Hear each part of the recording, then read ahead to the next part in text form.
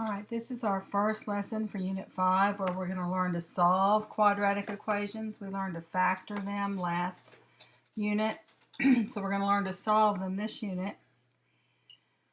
And when we solve quadratic equations, we have to remember first this identity or this rule of when we multiply anything by 0, we get 0. So 8 times 0, if we had a 0 here where that question mark is, it would equal 0. If we have a 0 here where this question mark is, times a, no matter what a is, it's equal to 0. If a times b equals 0, what must be true of a or b? It means that either a or b is equal to 0. One or the other or both. So that's what we do when we solve.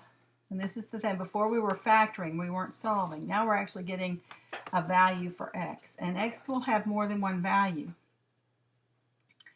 What would make this equal 0? Well, either x is equal to 0 right here, because we would have 0 times x minus 2 equals 0. No matter what this is, if we multiply it by 0, we get 0. So if x equals 0, then we would have a 0 here, which would be 0 times negative 2, and that's going to be 0. Well, if x equals what makes this set of parentheses equal 0, which would be 2, we would have 2 times 2 minus 2 equals 0. And 2 minus 2 is 0, so 2 times 0 equals 0. So I have two solutions for this equation. And one is when x is by itself in front of a set of parentheses. You need to remember that one because that's one people forget. That means that x equals 0, or whatever value makes this set of parentheses equal 0, whatever value of x. And if you notice, it's the opposite sign. X minus 2, well, it's 2. So what makes this? What makes x minus 3 equal 0? It would be x equals 3. So we think one solution is 3, and what makes x plus 4 equal 0? So you set each set of parentheses equal to 0. That would be negative 4. So we believe these are our two solutions. Now we can check it. If x is 3, we have 3 minus 3 times 3 plus 4 equals 0. Well, that's 0 times 7, and in fact, that does equal 0. What about if it's negative 4? We have negative 4 minus 3 times negative 4 plus 4, and that's negative 7 times 0, and that also equals 0. So negative 3 and negative 4 are solutions. So do you see, hopefully you're starting to see, that by setting each set of parentheses equal to 0, that gives us the solutions to what x is to make this equation true, or to make it equal 0. That's a little harder when you've got coefficients in here and more numbers than just x minus, but you do the same thing. You set each set of parentheses equal to 0. 2n minus 4 equals 0, and 3n minus 5 equals 0, and you solve them. So 2n equals 4, dividing by 2, n is equal to 2. Here, 3n is equal to 5, and dividing by 3, n is equal to 5/3. So we believe this is our two answers. We can double check and should double check. So we have 2 times 2 minus 4, that's one set of parentheses, is equal to 3 times 2 plus 5, and that should equal 0. Well, 4 minus 4 is 0, times 6 plus 11, really doesn't matter what that comes out to be. 6 plus 5 is 11, and that 11 times 0 is 0. Okay, that's one check. let's make another check. Since we're a little out of room, I'm going to erase that. I guess we're really not very much out of room, but I'm going to erase it anyway. All right, on this next one, we've got 5/3. So we have 2 times 5/3 minus 4. All of that's one set of parentheses. Times 3 times 5/3 plus 5. And that is, I wrote that wrong, that's plus 5, so that makes this negative and that negative. See, I would have found, I realized because that didn't add to be 0 that I had a problem. Equals 0. Okay, so that's 10/3 minus 4 is 12/3, that's thirds, so that's 12/3, and that's not going to equal 0. But 5/3, we cancel these, so we have, that's a negative. That ends up being -5 plus 5. That does equal 0. So 0 times whatever this is going to equal 0. So both of them check out. So that is my correct answer. Those two answers are my correct solutions for this quadratic equation. Now, these were already factored. What if you have one like this that's not factored? Well, you go back to the skill you used in Unit 4 and you factor it. So let's figure out what we need to do. We need factors that multiply to be negative 28 times 2. Okay, so that's 56. We need it to add to be negative 56x squared. And multiply to be negative x. The negative 56 means we have a positive and a negative factor. And so I'm thinking that would be 8 times 7. And the 8 needs to be the negative because it's a negative x. So we have 8 times 7. You can use the box or you can use grouping. I'm going to factor by grouping. Remember, what we do is we have 2x squared minus 8x plus 7x and minus 28. And that minus 8x plus 7x is just this negative x is split into those two. Group them. Factor out the greatest common factor, which is 2x. And that leaves me with x minus 4 plus 7 times x minus 4. And so two factors are 0 equals 2x plus 7 times x minus 4. So we have to set each of these parentheses equal to 0. Each of these factors equal to 0. This one's easy. I'm going to erase over here so I have some room to write. Oops, I didn't hit the eraser. There we go. Okay, so first 2x plus 7 equals 0. That's 2x is equal to negative 7. So x, when I divide by 2, is negative 7/2. Make that negative show up. And x minus 4 equals 0. That's always an easy one when it's just x equals. It's the opposite sign. X equals 4. And now we need to check them. If x is 4, we have 2 times 4 plus 7. 2 times 4 plus 7. That's 8 plus 7 is 15. And then we have 4 minus 4, which is 0. So 15 times 0 is equal to 0, which we need it to be.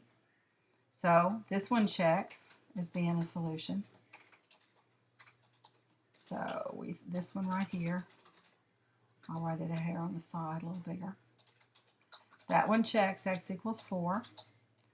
So we're going to go and check our next one, the 7/2. So we have 2 times negative 7/2 plus 7, all that in parentheses, times negative 7/2 minus 4 is 8/2. All right, so 2's cancel. You have negative 7 plus 7 is 0. And this comes out to be negative 15/2. 0 times anything is 0, which is what we need it to be. So the x equals negative 7/2 also checks out as being a valid solution for this quadratic. A little harder because we had to factor it first. We weren't given the factors like we were here, but that's what you're learning to do. So we're going to erase, go on to our next page, get our next few examples.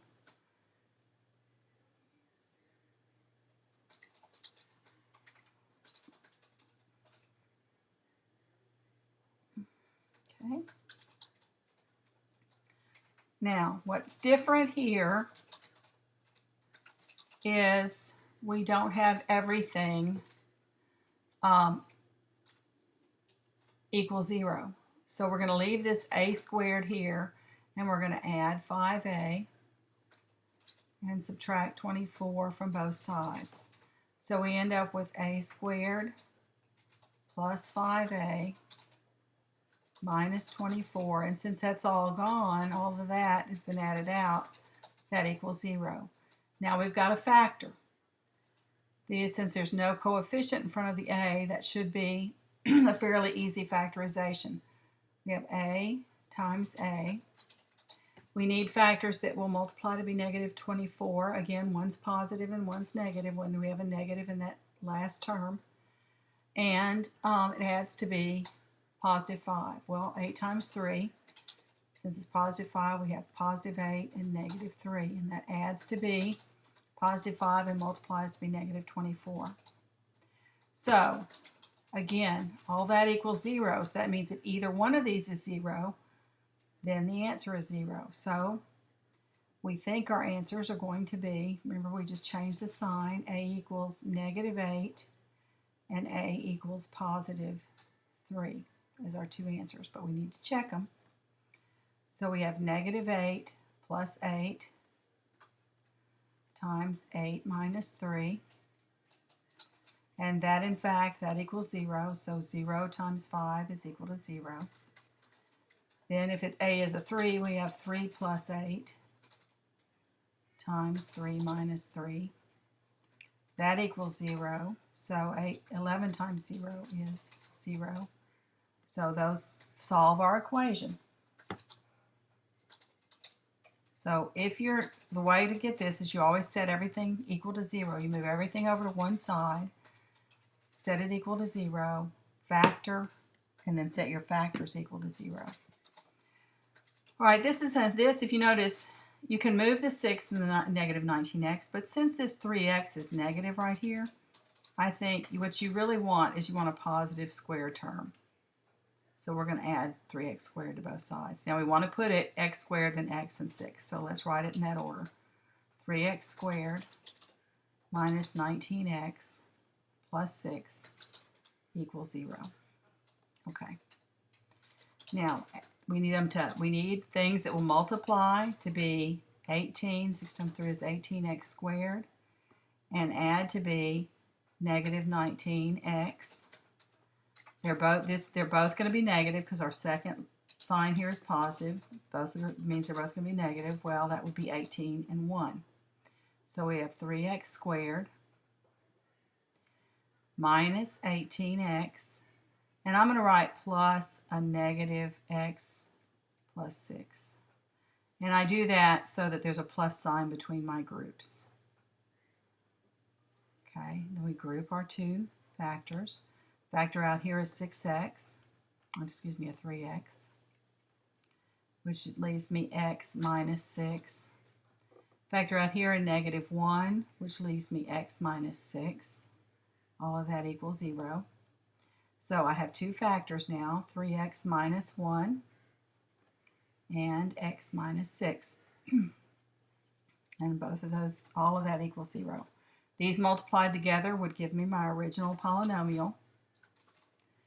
Now we set each one equal to 0. So 3x minus 1 equals 0. 3x equals 1. Dividing by 3, x equals 1/3. So one of my answers, we have x minus 6 equals 0. Then x, add 6 to both sides, equals 6. So we believe these are our two answers. X equals 1/3 and x equals 6. We need to test them. And I'm going to erase that because it looks so messy. I'll write it out here better. If we have x minus 6 equals 0, then x equals 6. Okay. All right, so 3 times 1/3 minus 1, all in parentheses, times 1/3 minus 6 equals 0. 3 times 1/3 is 1 minus 1, so that's 0, times 6 is the same as 18/3, so that's negative 17/3 equals 0. But it doesn't matter because anything times 0 is 0. Now, the other test is of our 6, so we go back here to our original. We have 3 times 6 minus 1 times 6 minus 6 equals 0.